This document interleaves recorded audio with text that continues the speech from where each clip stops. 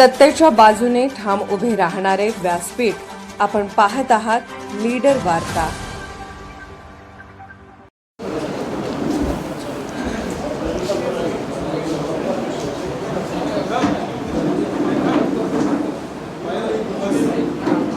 फुल quorum आहे।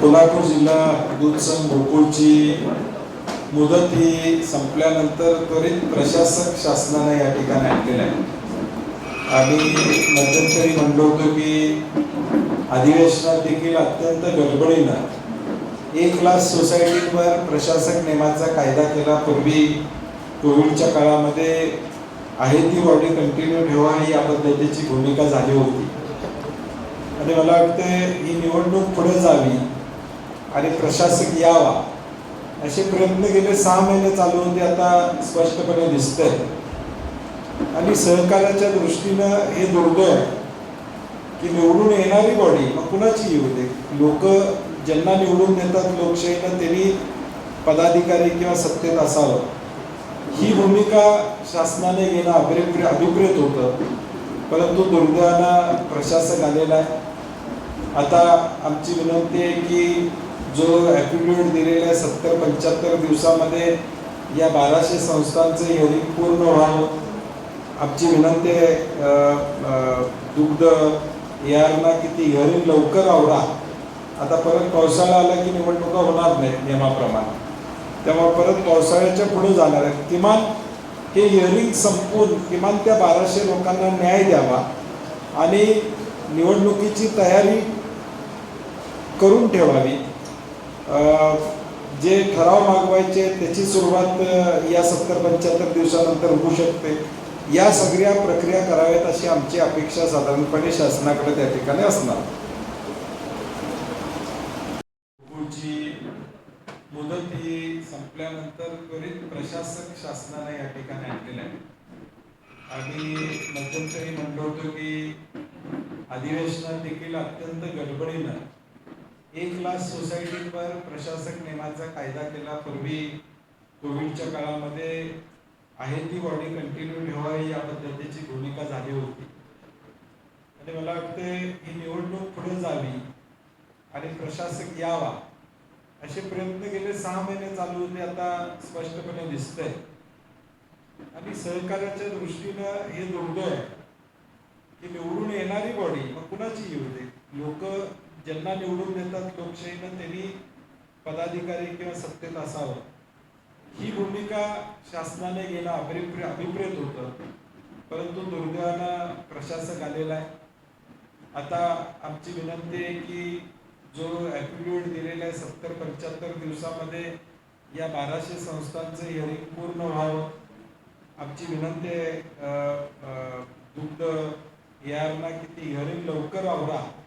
आता परत पावसाळा आला की निवडणुका होणार नाहीत नियमाप्रमाणे, त्यामुळे परत पावसाळ्याच्या पुढे जाणार आहेत। किमान हे हिअरिंग संपवून किमान त्या 1200 लोकांना न्याय द्यावा आणि निवडणुकीची तयारी करून ठेवावी।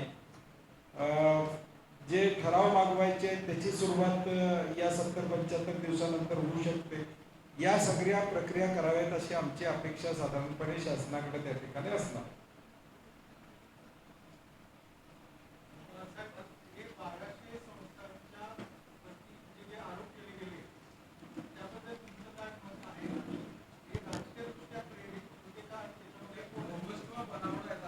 नाही, 1200 दूध संस्था ज्या रजिस्टर्ड झालेल्या आहेत त्या 90 दिवसाची जी प्रक्रिया आहे त्या पद्धतीनं झाल्या असतील तर त्याला कोण थांबवू शकणार नाही।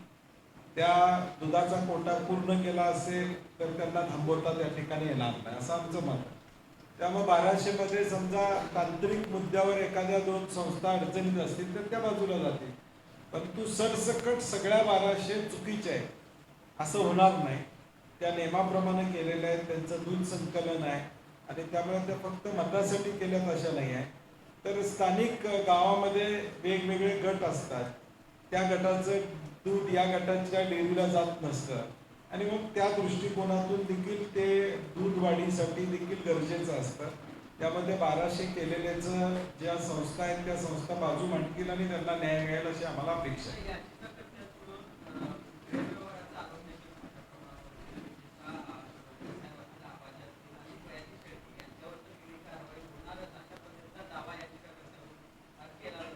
ते मी मागच्या वेळी म्हटलं तसं त्यांच्याशी चर्चा केली पाहिजे की बाबा तुमच्याकडे नेमकी अशी काय माहिती आहे की ज्याच्यामुळं ईडीची कारवाई त्या ठिकाणी संचालकांच्यावर या 3च संचालकांच्यावर होऊ शकते. त्यामुळे थोडा त्यांचा काय गैरसमज असेल तो काढणं महायुतीतल्या नेत्यांच्याकडून अपेक्षित होतं. म्हणजे मला वाटतं त्यांनी त्यांच्याशी चर्चा केलेली दिसत नाही. किमान त्यांच्याशी चर्चा करायला पाहिजे होती अशी आमची अपेक्षा आहे. मुळात महायुतीचा चेअरमन असताना प्रशासक येतोच कसा, मग महायुतीतल्या नेत्यांनाच पाहिजे होतं का हे असं मला आता वाटायला लागलं. म्हणजे सत्तेत असणाऱ्यांनाच वाटत होतं का की प्रशासक यावा का मग महायुतीतल्या या सगळ्या घटक मंत्री महोदयांची ताकद कमी पडते. दोन्हीपैकी एकच आहे.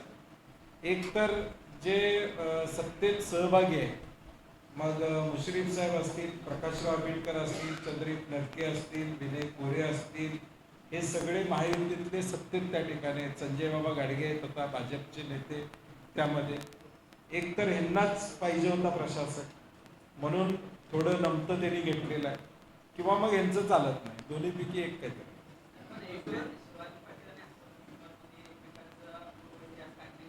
नाही, आमदार शिवाजी पाटलांनी भूमिका घेतली, समजा एखादी भूमिका घेतली तर महायुतीतल्या लोकांनी त्यांना बोलवून त्यांच्याशी चर्चा करायला पाहिजे होती.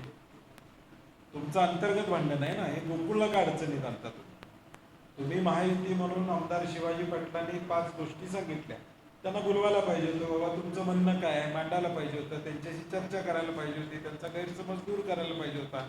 मग शिवाजी पाटलांना बोलू देणं आणि मग प्रशासक येणं या सगळ्या प्रक्रियेमध्ये सगळेच सामील आहेत असं माझं मत आहे.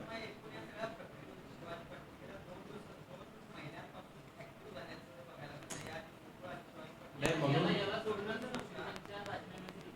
नाही, तो आता त्यांचा महायुतीतला अंतर्गत विषय आहे, त्यांनी कुणाचा घ्यावा आता तो विषय त्यांचा. माझं बेसिक म्हणणं काय होतं की ज्यावेळी ही तक्रार दिली गेली त्यावेळी प्रकाश बेलवडे कुठल्या पक्षाचे आहेत?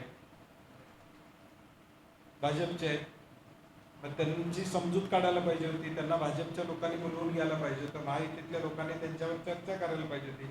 त्यांचे काही गैरसमज असतील तर ते गैरसमज काढायला पाहिजे होते. बाबा असं नाही आहे, असं आहे, म्हणून त्यांच्या घरातलं भांडण आहे ना. तुम्ही भाजप किंवा महायुतीनं खऱ्या अर्थानं हा प्रशासक आमच्या गोकुळवर लादलेला आहे. शेतकऱ्यांच्यावर महायुतीनं या ठिकाणी त्यांच्या अंतर्गत भांडणामुळं आमच्यावर प्रशासक या ठिकाणी आलेला आहे, हे सत्य.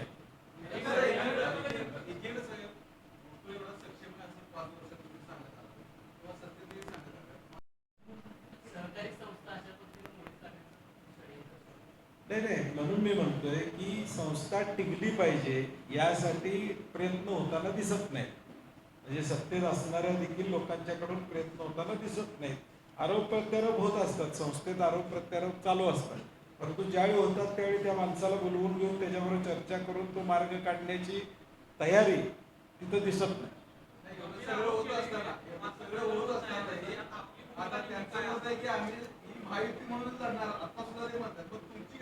नाही, मी सातत्यानं सांगितलंय की मुश्रीफ साहेबांनी सुरुवात केलेली आहे माहिती माहिती माहिती. मला वाटतं ते जप घेतात तसा जप चालू आहे त्यांचा माहितीचा. ठीक आहे, काय हरकत नाही, परंतु आम्ही आमच्याबरोबर जे विचाराने येतील त्यांना बरोबर घेऊन आम्ही निवडणूक लढवू. कोण येतील काय येतील आज सांगणं शक्य नाही, निवडणुका कधी लागणार माहीत नाही. त्यामुळे ज्या त्या परिस्थितीनुसार निर्णय घेतला जाईल. नाही, आज ते आता त्यांनी जप घेतलंय ना, आता ते कसे आतनं माझं त्यांचं बोलणं चालू आहे असं तुमचं म्हणणं आहे का?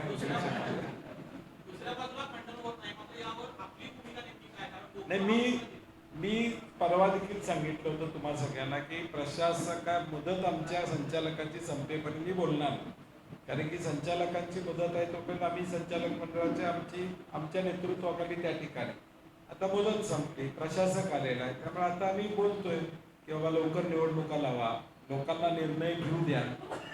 सोसायटी डेऱ्या निर्णय घेतील, त्यांचे प्रतिनिधी निर्णय घेतील, कुणाला सत्तेत बसवायचं. शेवटी कोल्हापूर जिल्ह्यातला शेतकरी बघून घेईल ना की कुणाला बसवायचं. आता जो काय तमाशा गेले 6 महिने दूध उत्पादकांनी बघितलेलं आहे त्याचं उत्तर मिळेल ना.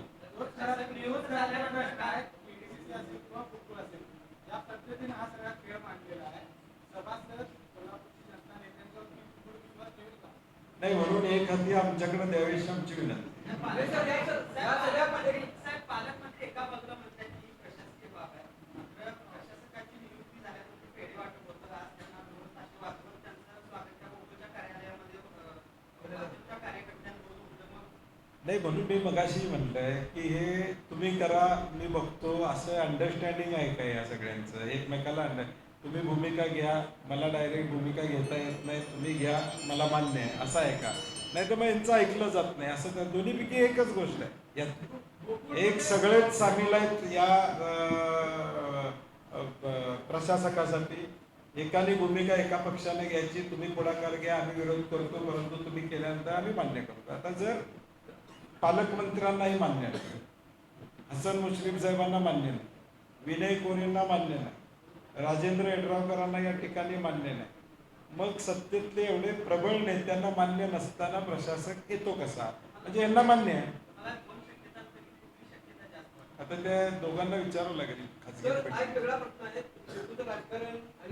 जी माणसं सत्याच्या बाजूनं या राज्यामध्ये उतरतील त्यांना लाठीमार या ठिकाणी भाजपचे आंतरवाली सराटीपासून हे चालू आहे. म्हणजे तिथून जी सुरुवात झाली आहे लाठीमारची ती अजून चालूच आहे. मंत्र्यांच्या हातात काय आहे? मुख्यमंत्री सर्वोच्च आहे असं म्हणणारे मंत्र्यांच्या हातात काय असतं? मुख्यमंत्रीच अंतिम निर्णय घेतात असं म्हणणारे मुख्यमंत्री वेगळा मुख्यमंत्री देखील असं वाटते. नाही, माझी त्यांना विनंती असणार आहे की राज्याचा व्याप बघता महाराष्ट्र राज्य हे मोठं राज्य आहे आणि ऑलरेडी त्यांच्याकडे आता फायनान्स डिपार्टमेंट आहे, मोठी खाती त्यांच्याकडे या ठिकाणी आहेत. आता आम्हाला असं कळते की खाते बदल आता लवकरच या ठिकाणी होणार आहे. उपमुख्यमंत्री सुनेत्राताईंना कुठलं तरी खातं दिलं जाणार आहे, भाजपमध्ये खातं कमी करून त्यांना मिळणार आहे त्यांचं खातं, अशी आमची चर्चा ऐकून येते. फेरबदल होणार आहे या 8-10 दिवसामध्ये. जर फेरबदल होणार असेल तर गृह खात्याला एक स्वतंत्र मंत्री द्यावा अशी आमची विनंती.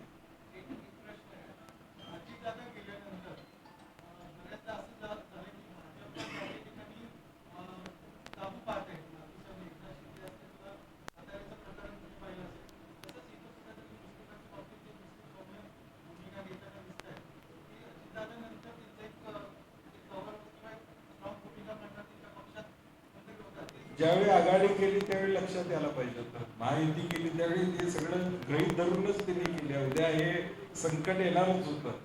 दादा असते आणि नसते तरी हे संकट येणारच होतं, कारण की भाजपनं 2021 स्वबळावरची तयारी केलेलीच आहे. आज गेल्या वर्षभरामध्ये भाजपनं जे पडलेले उमेदवार भाजपमध्ये घेतले ते अजितदादा गटाचा विद्यमान आमदार असणारे घेतलेले आहेत, तिथं घेतलेले. शिंदे गटाचे विद्यमान आमदार आहेत, त्यांच्या पडलेले उमेदवार त्या ठिकाणी घेतलेले आहेत.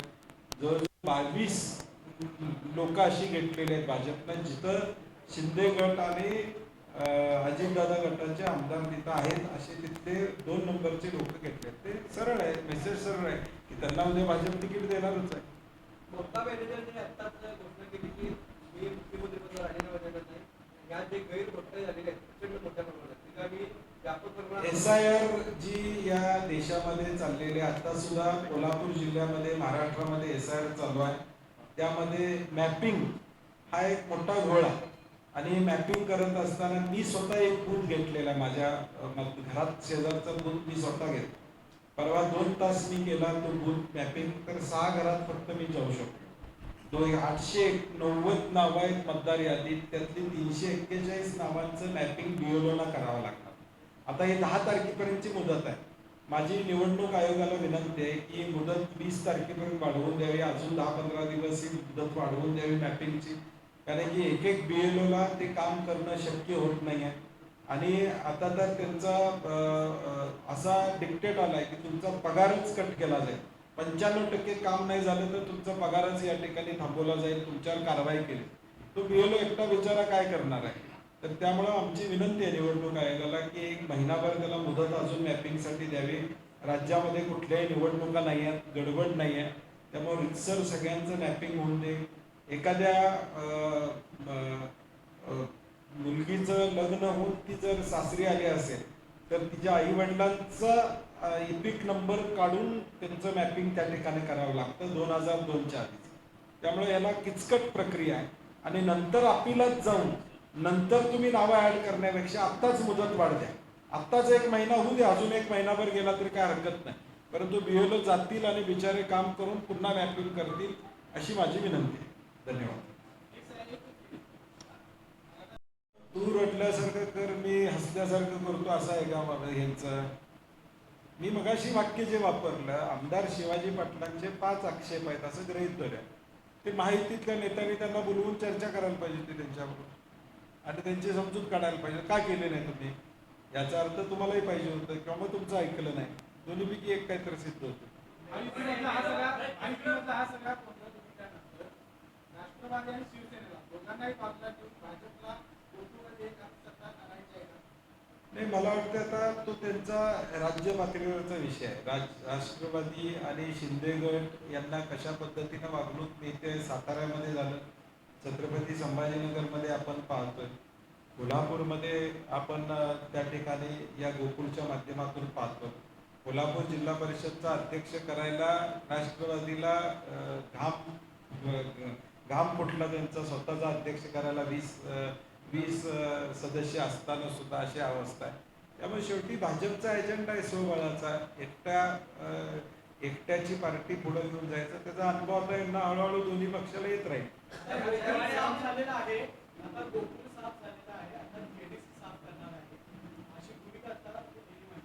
नाही, म्हणून मी म्हणतोय काय की ह्या 2 संस्था कोल्हापूर जिल्ह्याच्या अर्थवाहिनी 5.5 लाख शेतकऱ्यांना गोकुळ या ठिकाणी मदत करतात. 10,000 कोटीच्या वर जिल्हा मध्यवर्ती बँकेच्या ठेवी आहेत.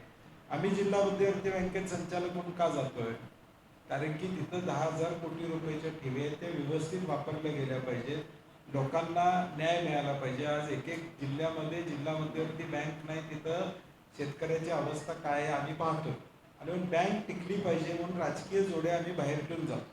आता जिल्हा मध्यवर्ती बँक टार्गेटवर सत्ताधारी पक्षातूनच येत असेल तर मी मगाशी जे पहिलं वाक्य वापरलं तेच आहे, पुन्हा इथं लागू होतं. एकतर त्यांची समजूत काढावी किंवा हे ते बोलतात ते सत्ताधाऱ्यांना पण मान्य आहे.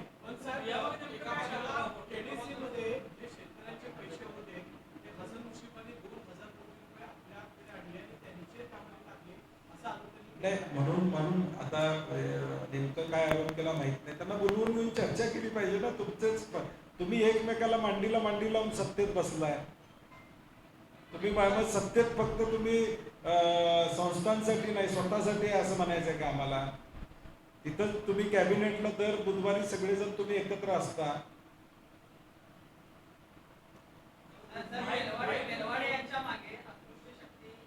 कमिशन मिळते याच्यावर सगळ्या गोष्टी अवलंबून असतात आणि ज्यावेळी नवा प्रोडक्ट ज्यावेळी आम्ही लॉन्च करतो त्यावेळी थोडा अडचणी येत असतात, परंतु शेवटी त्या वितरकाची जबाबदारी आहे. जर तू पिशवीतलं दूध गोकुळचं विकत असशील तर त्या ठिकाणी गोकुळचं बाय प्रोडक्ट सुद्धा विकलेच पाहिजेत, हे आमचा अट्टास असतात. त्यामुळं 6 महिन्यानंतर तुम्हाला लक्षात येईल की गोकुळचं आईस्क्रीम लोकांना आवडायला लागेल. वितरकांना आता जुनी सवय लागलेली आहे. अमूलचं कमिशन किंवा त्या बिझनेस हा तोडून नवीन करायचा का, तर आम्ही हळूहळू ते रुजू आणि करू द्या.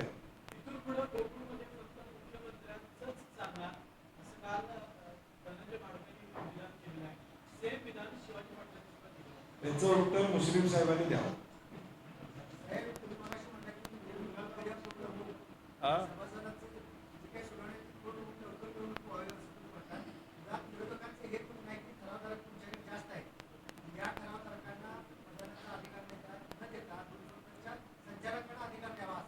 नाही, तो कायदा केला संचालकांना अधिकाराचा, तो जिल्हा मध्यवर्ती बँकेत करावा लागेल, महाराष्ट्रामध्ये करावा लागेल. एका गोकुळसाठी करता येणार नाही, तो सगळ्या राज्यामधल्या जिल्हा मध्यवर्ती बँकांमध्ये करावा लागेल.